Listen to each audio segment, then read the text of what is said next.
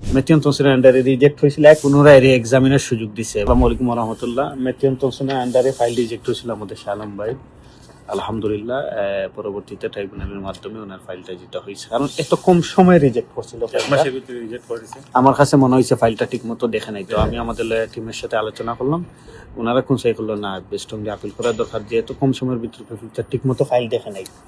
তো যেটা আমরা চিন্তা করছিলাম যে ঠিক মতো ফাইল দেখে নাই, ওই বিষয়টা লয়ার খুব স্ট্রংলি ফাইট করছে এবং ট্রাইব্যুনাল ওনাকে পুনরায় রি এক্সামিনের সুযোগ দিছে এবং প্রেফেক্টরকে বলছে যে পুনরায় তার পূর্ণ বিবেচনা করার জন্য, রি এক্সামিনে করার জন্য তার দোষিয়াটি এত কম সময় ফাইলটা দেখা হয় নাই, এই জন্য ওনার পূর্ণ বিবেচনার জন্য আবার ট্রাইব্যুনাল থেকে জিতে আসছে।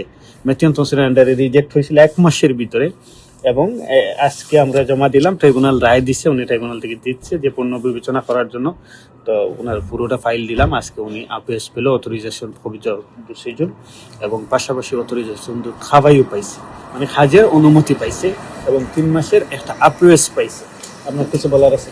আমি তো সিটি হওয়ার পরে আমি খুব পেরেশানি হয়ে আসলাম, তখন এই অবস্থায় গেলাম কয়েস ভাই অফিসে গিয়া, তখন এরকম সিচুয়েশন সাবমিট করলাম, তখন কয়েস ভাই চিন্তা হইল না যেটি আমরা এই প্রফেশনালভাবে স্ট্রংলি আপিল করবো, আবার ইনশাল্লাহ একটা রেজাল্ট আসব। তো আজকে আমি রেজাল্ট পাইছিলাম, খুবই আনন্দিত লাগে আর এক্সাইটেড আছিলাম। তখন অফিসে গিয়া করার পরে এই ট্রাইব্যুনাল করার পরে তখন মনে হয় একটা শান্তি মিলছে, এই রেজাল্ট আবার পরে যাক, সবচেয়ে উনি অনেক খুশি। বাইরে বলতেছেন ভাই চলেন একটা ভিডিও করেন। ইদানিং কিন্তু আমি আর কাউকে ভিডিওর কথা বলি না, বাসাবের কথা হয়, দেখা যায় মানুষই বলে যে ভাই চলেন আপনার সাথে একটা ভিডিও করি, কাজ করে ভালো না, অনেকে খুশি হয়।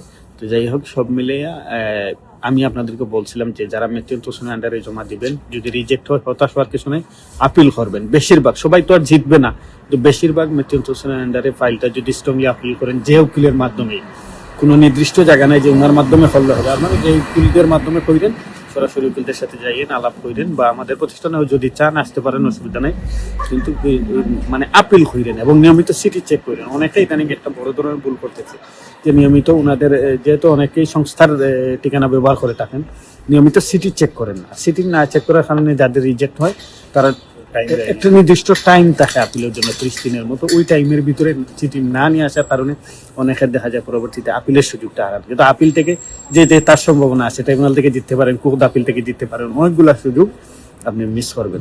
নিয়মিত সিটি চেক করবেন। ধন্যবাদ সবাইকে, আল্লাহ হাফিজ।